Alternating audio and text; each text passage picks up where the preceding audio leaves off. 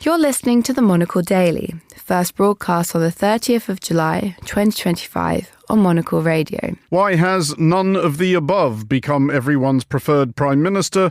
Iran's taps run increasingly dry at the height of summer, and the new moral panic about young people not watching television. I'm Andrew Muller. The Monocle Daily starts now.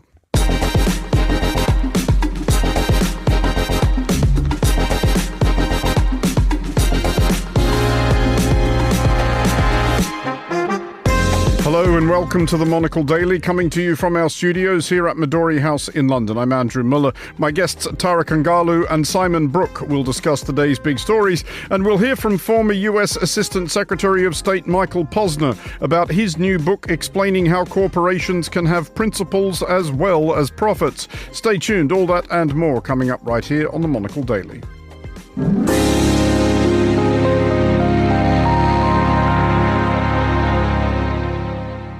This is the Monocle Daily. I'm Andrew Muller, and I am joined today by Tara Kangalu, Global Affairs Journalist for NBC, CNN and Al Jazeera America, Adjunct Professor, Georgetown University and author of The Heartbeat of Iran, and by Simon Brooke, Journalist and Communications Consultant. Hello to you both. Hello. Hello. Simon, first of all, you, I understand, have recently been making your neighbourhood tidier. I've been doing my best, yes, exactly, for a change, trying to do some good.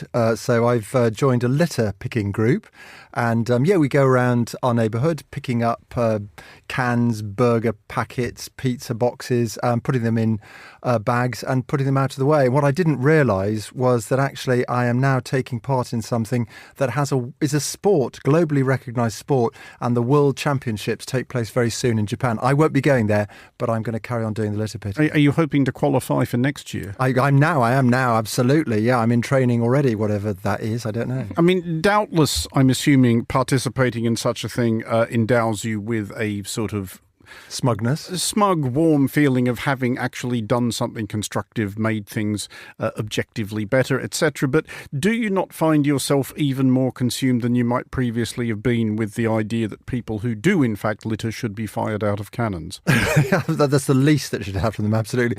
The other funny thing is I do notice when I'm walking down the street, but not with my litter picking gear with me, I get a kind of dopamine hit when I see a tin can or a bit of rubbish on the street. But I suppose, I'm not very keen on those people. And there's also part of me that wonders why I'm doing this thing. Am I not paying my taxes for the local authority to be picking up litter instead?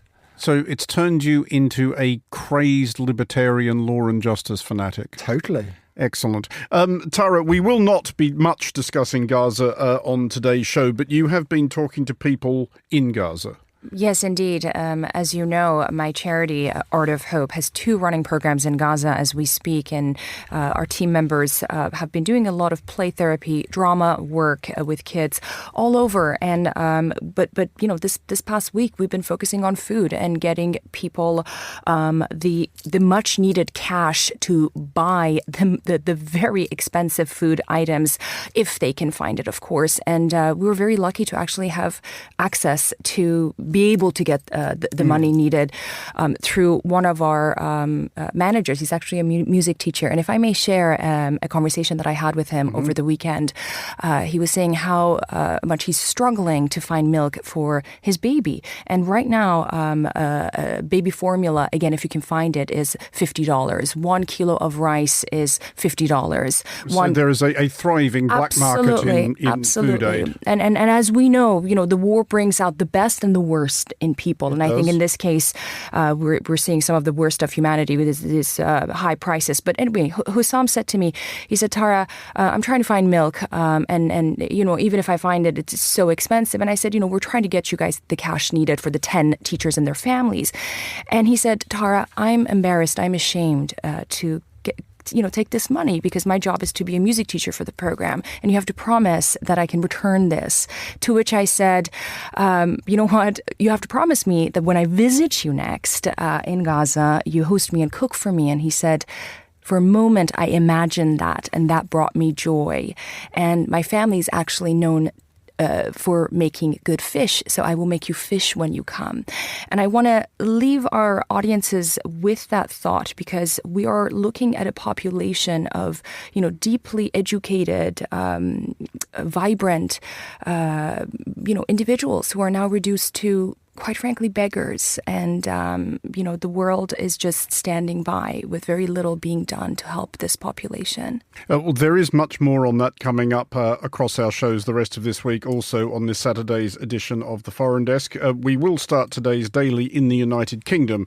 And yesterday, as we have been discussing on other shows earlier today, Prime Minister Sir Keir Starmer took a position on Gaza which could have been designed to please absolutely nobody, and which duly pleased absolutely nobody. But he and every other politician in the UK, and indeed in the Western democratic world, could probably be forgiven for throwing their hands skywards and harumphing that there is no point in trying to please anybody, so apparently determined are their electorates to approve of nothing their governments do. Starmer, whose Labour Party were awarded a thumping majority in the House of Commons in last July's general election, is presently polling at around 23% approval. Other party leaders are doing, at best, a little bit better. Simon, have you known the like previously? Is the British public more chronically malcontent now than at any previous point you can recall? Very much so. Yeah, absolutely. And the polls show that, don't they? And I think what's interesting is what's happening here in the UK is something we're seeing replicated certainly around in the US and across Europe, where people are turning their backs on mainstream political parties. The problem here, particularly in the UK, is if you look at the polling, it shows that, as you say, the Labour Party, who won what was described as a loveless landslide last year, is polling in the sort of the 20s. The Tories behind them, the Reform, the populist right-wing party a little bit ahead. We've got the Greens. We've now got this Jeremy Corbyn party just adding to the mix and adding to the confusion. And so I think what's really interesting and quite worrying here is that you've got this real fragmentation of voters, that there's no, it's been nearly 40 years since the two main parties in the UK got more than 80% of the vote. In other words, really dominated the political scene. Now you've got this fragmentation. And the problem is that the political system, the first past the post voting system, really cannot deal with that. And as I say, it's a problem in the UK, but certainly that fragmentation, that distrust of mainstream politicians is something we're seeing across the world. Tara, do you see that fragmentation that Simon was talking about merely accelerating in coming months or years? Is there going to come a point at which this might snap back, at which people, perhaps especially in this country, which has had an unusually solid two-party setup, will return to the familiar? Perhaps. I would say, with regards to UK politics, I agree with what Simon said. But if we look at the United States and, what's happening there, Donald Trump, what he has done is, in his second term, really very robustly allow us to see that fragmentation, that rift between, people and groups, and also the party. There has been no other time in recent history where there has been such stark difference between the Democratic Party and the Republicans. And right now, what I'm finding very interesting is the Trump administration's effort in doing all that they can, by the way, to keep control of the House and Senate in the upcoming 2026 midterm elections. Mm-hmm. And I think that's something we should watch very, very closely.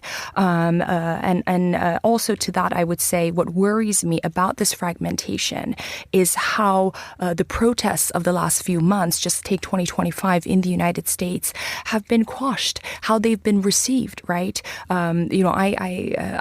I teach in one of perhaps the most elite universities in the United States, and just speaking with students and speaking with colleagues, there is a sense of fear in environments where discourse and conversation should be allowed. So I think when you look at what's happening in Trump's America, I can say that rift and fraction is there. And the last bit I would say to that is it's also very interesting to look at the MAGA MAGA movement, Trump's MAGA movement, and how some folks there are moving away from Trump's agenda that is seeming to be worrying for Mr. Trump.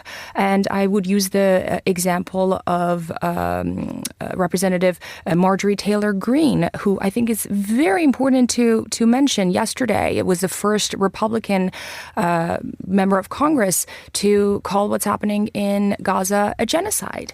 And I find these conversations interesting and moments that would probably tell us what may come next in the coming months before the primary elections. But on that thought, Simon, is Trump and Trumpism perhaps not about to fall victim to the same thing? His own approval ratings are down to 40%. Obviously, it skews massively when you look at what Republicans think of him versus what Democrats think of him. But the median approval of Trump is not huge. Is he, being one of those people who has thrived on creating a spectacle, could he be about to find that his audience has got bored with the show? Well, certainly if he doesn't deal with this Epstein file challenge, this controversy very much. It's interesting. He set this hair running, didn't he, during the election about let's publish the Epstein files, all that thing about secrecy and the deep state and things. And of course, now his supporters want him to publish them, and so he's obviously trying to distract from that. So that's really difficult. I think also you can see how Trump is moving away from his base on things like his action in the Middle East and his action opposing Putin. A lot of the MAGA base is very keen on Putin. They see him as a bulwark against liberalism and against the values that they really don't like, LGBTQ plus rights, women's rights, things like that. They also voted for Trump because they didn't want the US to get drawn into the Middle East and to conflicts in Europe. And of course, Trump is doing that. So in that case, we are seeing this split. But generally, I think populism, I'm afraid, is alive and well, and it's going to continue that. I mean, you think about what's caused it, sort of issues about immigration, people who feel financially disenfranchised, they can't afford a house, a feeling that the mainstream politicians are incompetent and dishonest, all that sort of stuff. You look what happened in Japan in the last few weeks, where we've seen Sensato, this right-wing populist party, gain 14 seats. So I think populism is not on the wane. I think it's just evolving and developing over the next few years. Well, let's look now at Iran, which is increasingly beset by a water crisis, and at roughly the last time of year Iran would wish to be beset by such a thing. Iranian officialdom is blaming drought and irresponsible consumption by the public, whereas the public may be more inclined to blame people who could probably spend more energy maintaining the basic functions of society, perhaps a bit less teeing off theatrically at the Great Satan. Though arguably unhelpfully, the Great Satan has decided to pile in on this one, the US State Department posting in Persian that, quote, the people of Iran continue to suffer the real consequences of the regime's greed, corruption and mismanagement of water resources.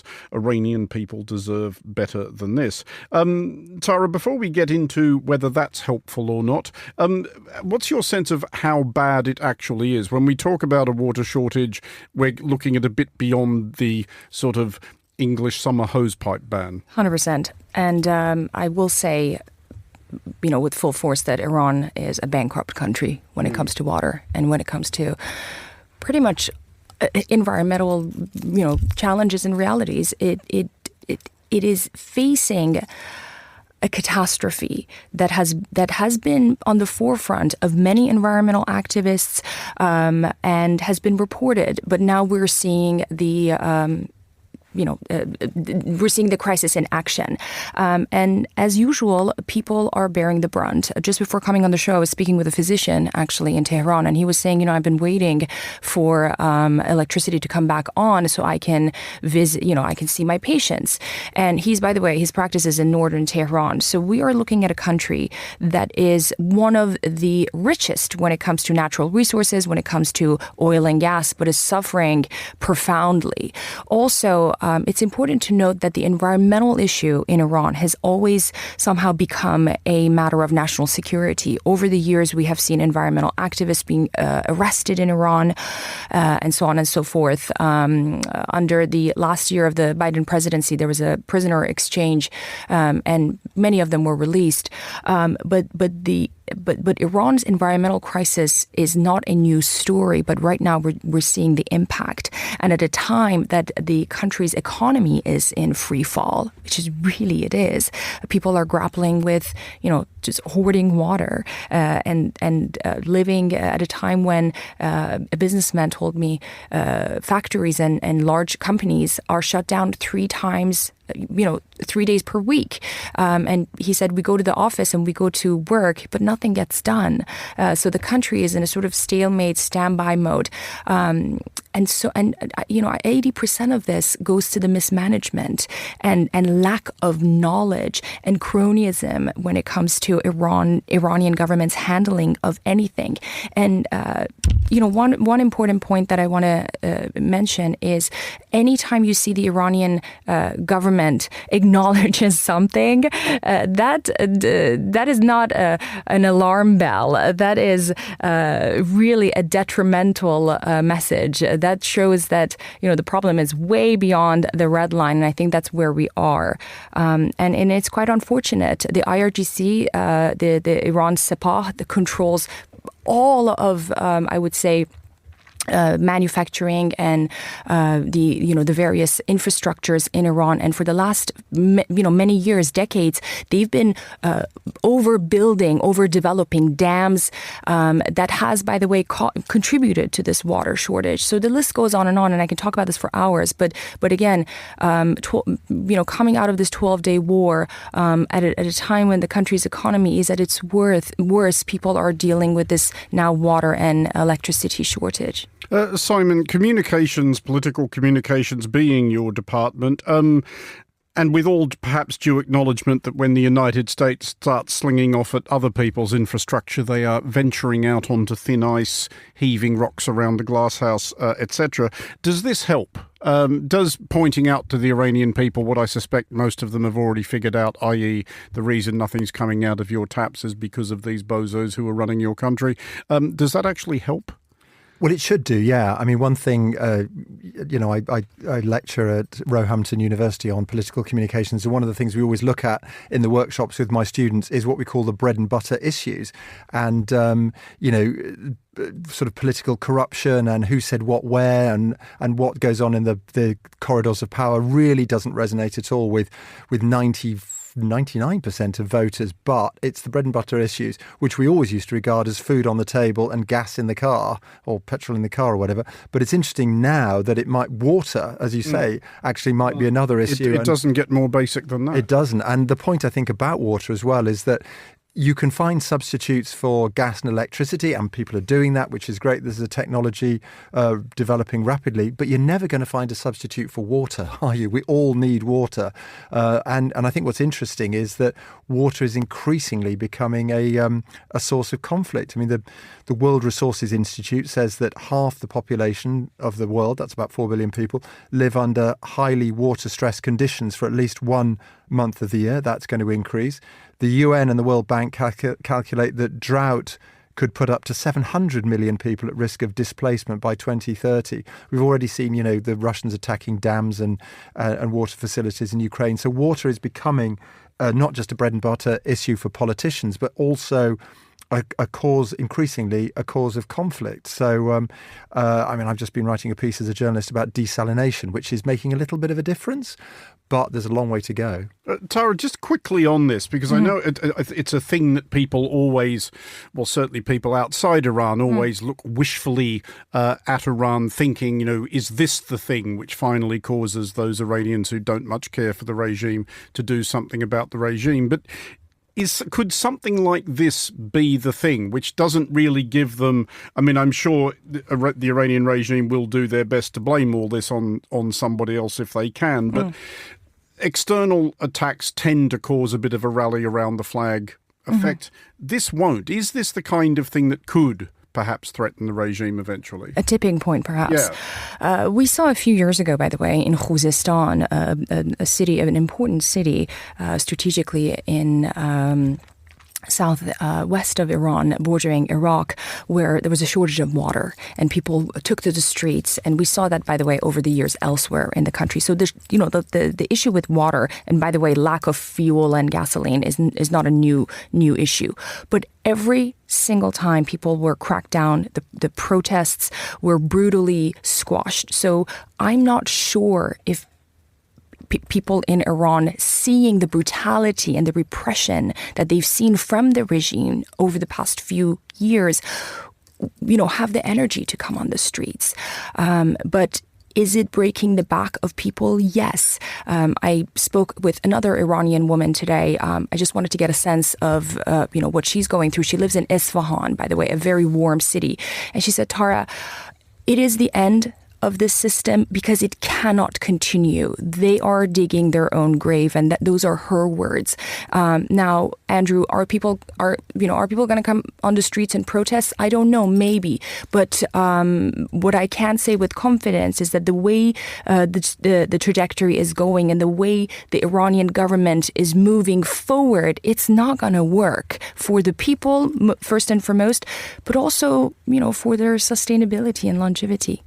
Well, returning to the UK, where proprietors of VPNs, i.e. virtual private networks, are being knocked down in the rush. As of this broadcast, 4 of the top 6 free apps in Apple's App Store are VPNs. This is a consequence of this week's imposition of age verification regimes on websites providing adult material of one sort or another.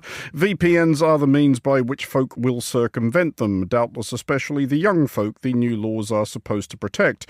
In Australia, meanwhile, children under 16 will be punted off all social media in December, including YouTube, despite YouTube becoming the first port of call for young viewers. Simon, I thought, first of all, it might be fun. Would anyone like to reminisce about how limited their own choice of viewing was when they were younger? I will give you Canberra. In the late 1970s to early 1980s, we had 2 channels, both of which closed before midnight, and there was tremendous excitement at one point when a third was launched. I do remember. I remember having 3 channels and a 4th being launched. I also remember having to get up off the settee, walk across and press a button to change channel. And I do remember in this country when the programming ended, as you say, probably actually 12. Gosh, that's a bit pushing the boat out a bit. This would have been 11 o'clock. They would play the national anthem to close, which I thought was lovely in a way, but obviously it's not happening these days. But no, I think what's interesting about this explosion of YouTube is that it's really about the democratization of the media, isn't it? I mean, there was a time when anything you wanted to get out there, you would have to pitch to an editor or Those a program. were the days. Exactly. And they would decide, and they were the people in charge, and you would have to crawl up to them and hope that they might throw a bit of money your way for doing it. Whereas now, of course, anyone can do it, for better or for worse. As I say, Substack, blogs, YouTube, Instagram, everybody can be a presenter. One thing I've noticed as well being on TV is there was a time when we would stop people on the street to do a vox pop, and me and my cameraman, we would be there. That was never a good idea. Well, either. no, exactly. You had to do it because just to find out what the ordinary person on the street thinks. Oh, must we? But they would be nervous and they would be tongue-tied and they would be holding back. These days, when you do it, everyone's just ready to go. Everybody's a TV star. So I think it's that democratization, and it's also YouTube is about on demand as well, isn't it? As you say, you'd have to wait until your favourite program came on. Now we want it instantly. We want our music instantly.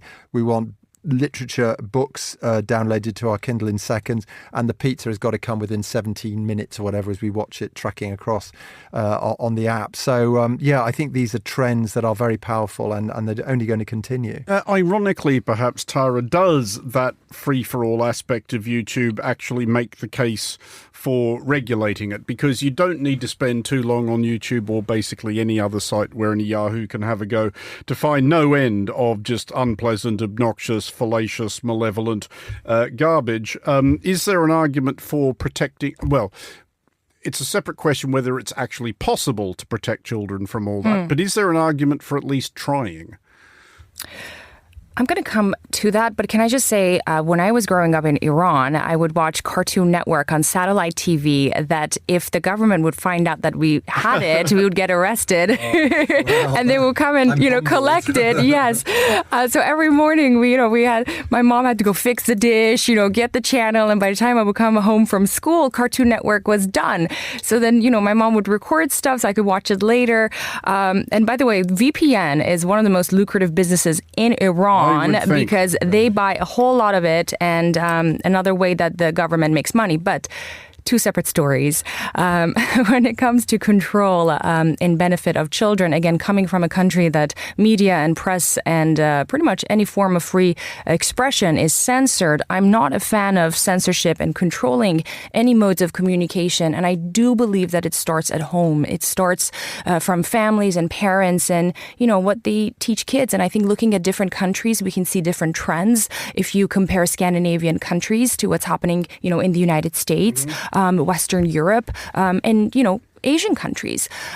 So I think it truly starts from home, how parents, interact with their kids, what they teach them, and how they train them rather than allowing the government to put standards and regulations. Sure.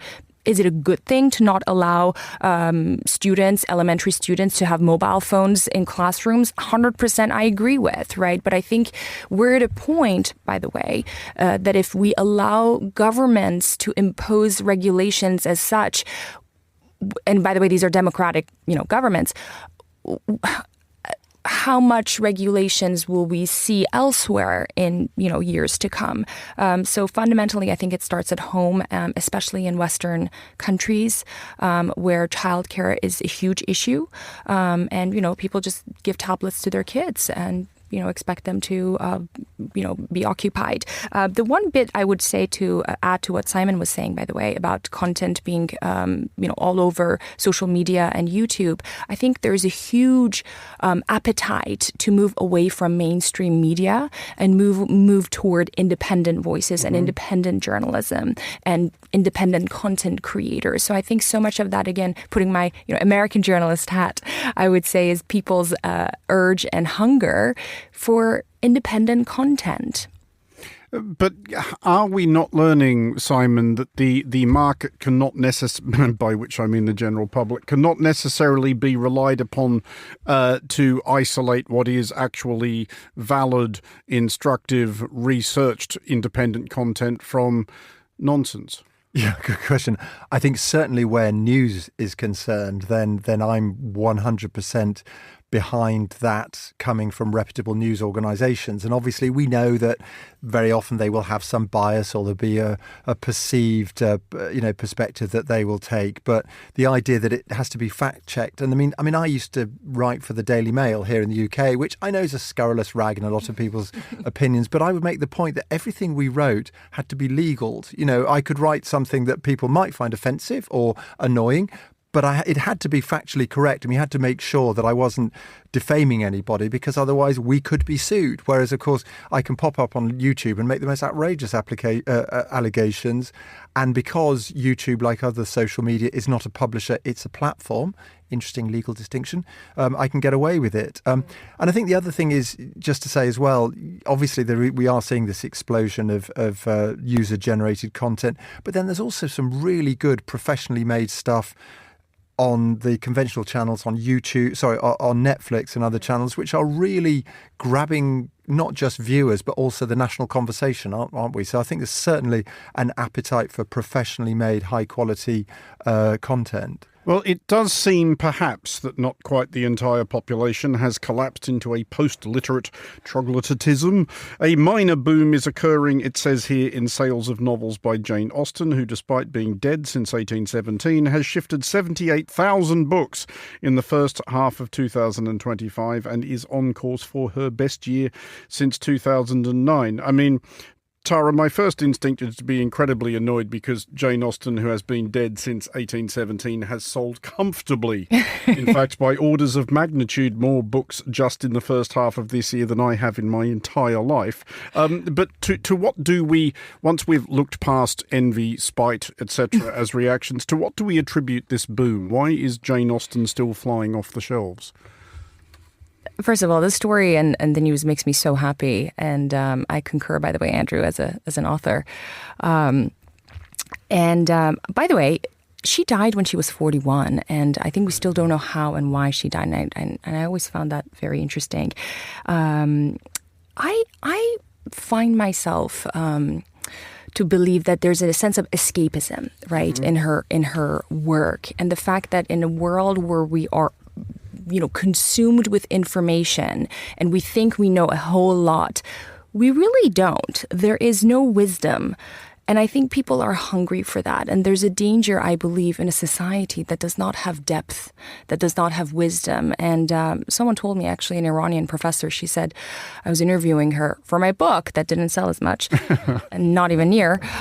She said, in the Western world, the speed of capitalism is so fast that it takes away from depth. And I think, for someone right now reading Jane Austen's work, yes, of course, they can decipher, in the social issues and, women's rights issues and so on and so forth. But there's a moment that they can take a seat back and appreciate that effortless ease, that effortless confidence, that depth and that beauty of life. Things that we don't do, music, art, conversing, having a conversation. I'm quite curious, actually, how much time people day to day, spend time having a conversation with one another. Because quite frankly, I think they're doing it on WhatsApp, Instagram, while being distracted by a whole million other things. And I think that's why there's an appetite for being still. And she gives us that. Simon, what do you think? Are you a hefty consumer of Austen or other literature of that period, perhaps? Well, I was saying to Tara before we came on, I was slightly embarrassed to be reading Emma in the book form as a bloke on a train or whatever.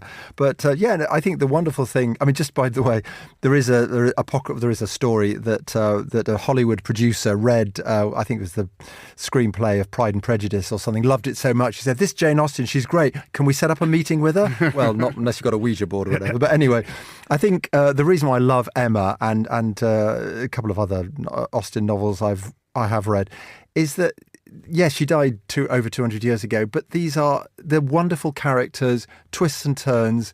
This has got everything that is kind of universally appealing about literature, hasn't it? It's, so as I say, especially those wonderfully complex, flawed characters that we really root for, even if we find them infuriating or whatever, which is fascinating. And I think, we talk about the growth of long-form copy. People are actually willing to sit down, as you say, Tara, and spend some time reading things. And I think that's the enduring appeal of Jane Austen, I think. And if I may just add, in a world where we're constantly being looked at or judged, whether on social media, elsewhere, among colleagues and peers, and the hyper visibility and hyper exposure that we have, I think there's a sense of confidence that we see in her work. In every character, they're trying to find happiness. They're trying to find that calmness, that clarity, that presence in subtle ways. And that's what we're missing. And I wanted to share this quote that stayed with me, and I thought it's appropriate for the show. It's actually from Emma. It's one of my favorite work of Jane Austen. She said, "You must be the best judge of your own happiness." And I think that's what we all want, to be best judges of our own lives at a time when the speed of life and information is so fast that we don't have a moment to reflect. Absolutely. Tara Kangalu and Simon Brooke, thank you for joining us. Finally, on today's show, it is commonly supposed that any commercial enterprise will eventually be forced into a choice between doing well and doing good. That is, that you will make more money by being ruthless and obnoxious, such is the inbuilt flaw of capitalism, etc. But what if that isn't the case? It is the contention of Michael Posner, former US Assistant Secretary of State for Democracy, Human Rights and Labour, now Professor of Ethics and Finance at New York University, that it does not have to be that way. He explains how in a new book called Conscience Incorporated, Pursue Profits While Protecting Human Rights. I spoke to Michael at Midori House earlier and began by asking why businesses don't take things like labour standards as seriously as they might, and whether it was just about money. It's money and it's risk to reputation. At the end of the day, we're dealing with all the supply chain issues, labor supply chain issues, issues relating to content moderation for tech, whatever we're looking at, whatever industry, mining, farming, fishing, there are costs to doing it the right way. And when you seek to get involved, you're putting an X on your back, and people think, oh, they've promised to do this. We're going to show that they're actually not doing it. So for a lot of companies, it's better to keep your head down and just pretend it's not your problem. Outsourcing responsibility, basically saying we don't own the factory, we don't own the farm, we don't own the mine site, therefore it's not our problem. I mean, is it, and I guess that's a partial answer to the question I was going to ask, because you talk about these abuses in supply chains in the book, and is it more often a question of the company not knowing that this is happening, or have they more often taken steps to ensure that they never find out this is happening? I wouldn't say they've taken steps. What they've not done is take steps to really take a look at what's actually happening and to try to figure out what the risks are. So at the end of the day, my view is that they ought to take these issues, human rights issues, seriously, make them a priority. And that means gathering data. Every company keeps lots of data on things like profitability or worker retention or efficiency, but they're not using the same rigor to evaluate how their business model, how the way they're operating is playing out in terms of the workers or the communities where they operate.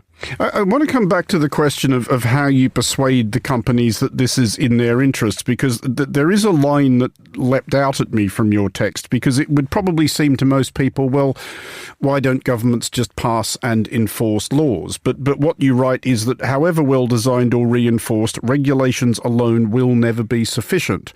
Why not? Well, let's take the tech sector. We've done a lot of work with social media companies, Meta, Google, etc. Their governments need to regulate, and we've just put out a report looking at ways to regulate that are consistent with free speech. But at the end of the day, social media posts come through the companies. If the companies aren't actively involved in trying to figure out how to better moderate content, it's not going to happen. So companies can be held accountable up to a point. Governments can say, you need to have a better system in place. But at the end of the day, companies need to be involved in that process for it to work. But aren't the social media companies, and I think listeners can guess which one I'm thinking of in particular, the ultimate exemplar of the fact that they're not going to care until or unless someone makes them care? I mean, I could fire up that particular social media platform right now and find reams of obnoxious, unpleasant, possibly even illegal material in a matter of seconds. Yeah, I don't know which one you're thinking of, but I could tell you 3 or 4 that I'm paying attention to. Yeah, at the end of the day, the social media companies have grown very fast. They're basically advertising juggernauts, and they live on engagement. And engagement means feeding people things that are emotionally evocative, and negative emotions trump positive emotions. So it's hate and fear. And at the end of the day, if your business model is engagement and you're trying to get advertisers to pay you a lot of money to put their ads on your site, the incentive is not there to figure out how you moderate away harmful content, disinformation, things that are, again, playing into people's fears.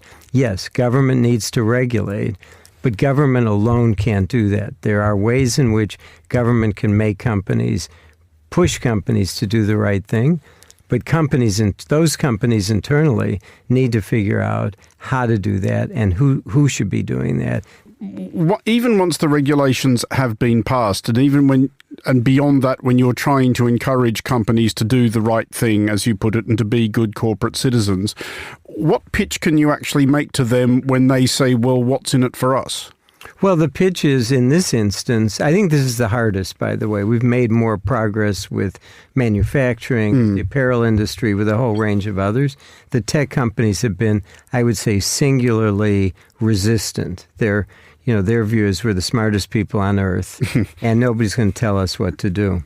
At the end of the day, though, the pitch is, the European Union and its Commission are going to hold you accountable. You're going to pay deep fines if you don't start to get your act together. If you're not more transparent, if you don't give people alternative algorithms to use, and if you don't have systems in place that basically deal with these moderation concepts. So there has to be a government needs to kick these companies in the pants, frankly, and say there are going to be costs to you that are meaningful, even how big you are. We're going to have a penalty if you don't do the right thing. And I think over time that will take an effect. It's not going to happen easily, and it's certainly not going to be driven by the United States government now. But I think the EU, through the Digital Services Act, is beginning to really look at this in a serious way.